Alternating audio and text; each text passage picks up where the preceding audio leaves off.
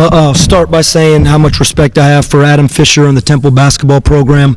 I just think just tons of respect for their coaching staff, him as a head coach, and their program, the history of their program, and also their current program. Just words can't describe the respect I have for them from that standpoint.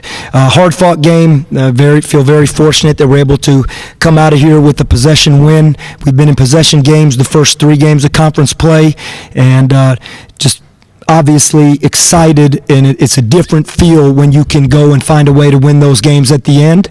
We know they come down to a play here, a play there, but I thought our guys, and as much as anybody, but other guys continue to make winning process plays regardless of the score, and I thought that's how we flipped the game.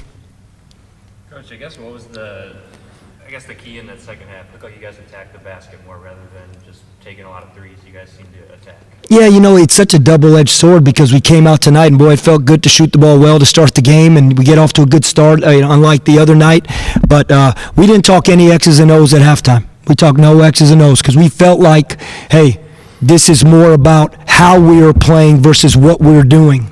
And we started the game out physical. We started the game out aggressive. I thought we got a little bit careless with our shot selection midway through the first half. That breeds confidence to the other team. And so when we went into halftime, it was strictly about intensity, fight, physicality on both ends of the floor. We said we're going to guard 94 feet the whole half, and then we're going to attack the paint the whole half. And we're going to play off that, and let's just roll it out there and see what happens if we do that.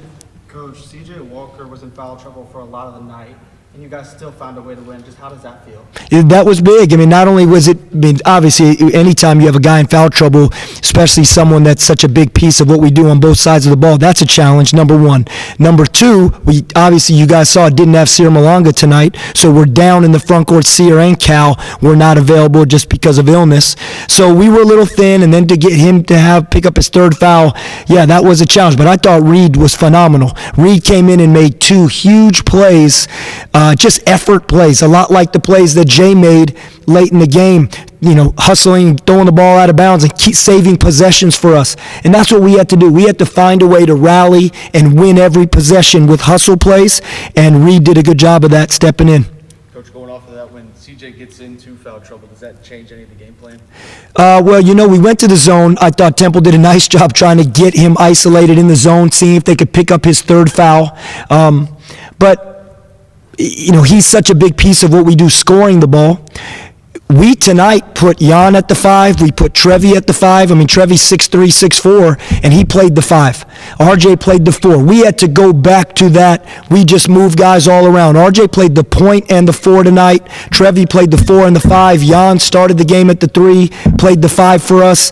It was just mixing and matching what we do, but it was, hey, no matter who's out there, what position, you better do it with physicality, intensity, and stay in that moment doing that. That's it. And let's just see what happens if we rely on our stuff. Coach, just talk about the defensive pressure and intensity you went to in the second half, and that sideline out of bounds trap, and that 2-2-1 late there in the second half.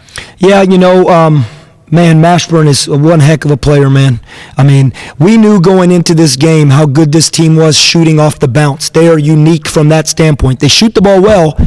They only took 16 threes. In today's college game, if you can keep teams under 15, 23 attempts, usually you're in a good place. They made 9 of them. But I tell you, I know, and without watching the tape, some of the ones they made off the bounce were really, really tough shots, and you give them credit. So we just tried to pressure, and keep them off the line as much as possible, and they still made good shots. They still made tough mid-range 2s. Mashburn had 3 that I could think of right now late in the game. One put him up 4, one put him up 3. But they are a really skilled offensive team, talented team that could play off the bounce. So what we did, to your point, we trapped a couple times. We switched a couple times. We did some things to try and disrupt that rhythm, and we were fortunate that we were one possession better tonight. Jay, when you guys had the ball at the end, the shot clock's off. What's the balance like of, obviously taking a shot you can make versus, doing it too early or too late? It's definitely working on it in practice. We work on in-game situations all day in practice. We play 4-minute segments as if we're in the game, and we get a media. So all those come down to doing the same thing in practice. It's a confidence thing. From like a player perspective, I know you guys have been right there at the end of a lot of games. 1-2 points to come ahead. To pull this this out, what does that mean for you guys? It's really big going to the next game. It's going to give us a bunch of big hope, and we're going to definitely carry this energy into the next game of playing hard and getting on the floor, doing the dirty work, and go at Memphis on Saturday.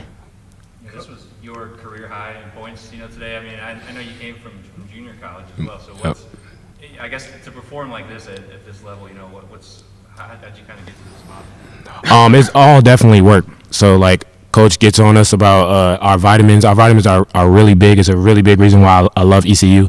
Our vitamins are really personalized. You and a coach one-on-one. So coming from JUCO, I didn't really have too many one-on-one player development things. So this all goes into my player development and coaches working with us in the gym extra time. Coach, you guys leave for the road this weekend. Do you guys have any update on the sickness of players or anything yet? No, it probably got a little more complicated because it looks like we're going to have to leave tomorrow because of the snowstorm in Memphis. Normally we would have had tomorrow to wash this game out, watch the film, kind of start our preparation for Memphis, and then we'd come back and practice Friday and leave Friday, maybe later in the day. But because of the snowstorm that's coming into Memphis on Friday, we'll have to speed everything up. So won't know anything till tomorrow morning. It's just what it is this time of year. It's kind of going through our team. You guys saw the bench look thin. When I think about to your point, and I think about R.J. Felton getting 12 rebounds and C.J. Walker in limited minutes going to get 9 and 4 offensive rebounds, and R.J. getting 4 offensive rebounds, and Trevi getting 3 offensive rebounds. Man, we're a rebounding team. That's what we got to do. That's something we lay our hat on. As much as we want to defense and other things, and tonight it was nice to share the ball and we got assists, but we're going to go rebound the basketball. It's really important for us. And I thought, and RJ with 12 total rebounds, and the list goes on. I mean, Jay really hit the glass. Anytime you can continue to get more field goal attempts than your opponent, it's a good sign. And I think right now, I think we did it again tonight. RJ played starters minutes, obviously, but coming off the bench again, do you kind of just like how that helps his game, or I don't know? He's awesome. Again, starting is never equated to winning. It's rhythm. It's connectivity of a team. It's maybe comfortability watching. I thought, the other night we didn't get off to such a good start. Tonight we got off to one of our best starts. We were really clicking. I think tonight we were trying to mix and match some things because of availability of players. That versatility, I really do look at it like this. Trevion has started a lot of games. He's a starter. Jan's a starter. Jay's a starter. RJ's a starter. I look at it like we have 8 starters. And you know what? If the lineup changes and another guy steps in, it's not because that guy wasn't doing what he's supposed to do, as we talked about last game. It's just to kind of get the rhythm in a certain direction. And I thought it's been great for RJ. But he could end up back in the starting lineup at any time, absolutely, because he's done that and he's earned that. Jay, there was multiple plays in that second half where I feel like you and Trevi were just out there making hustle plays. Remember when you dive in for a loose ball, throwing off the tipple guys? Is this something you guys practice? You pride yourselves on? Just how big is that hustle on that guy? Yeah, it's definitely something that we enforce and practice and around all our teammates. So like our coach definitely tells us whatever it takes. We call it wit, whatever it takes, get it done. So when I seen an opportunity to go to the baseline, get a extra possession, it was golden. Like my eyes lit up. So definitely, yeah, we practiced that and practiced a lot. Anything else? Did y'all hear the fire alarm going? Oh yeah, I was confused. Yeah, well, I saw it going off. I said, man, I guess Minji's has a new light system that's creating atmosphere in here. I wasn't sure what was going on. I hope everything's okay. And I don't know what was going on, but I sure am glad that didn't cause a delay. The refs actually were asking, hey, are we good? They were asking the scores table like they saw it too. Just keep it interesting. Right. Thanks, guys. Okay, thank you guys. Thank you.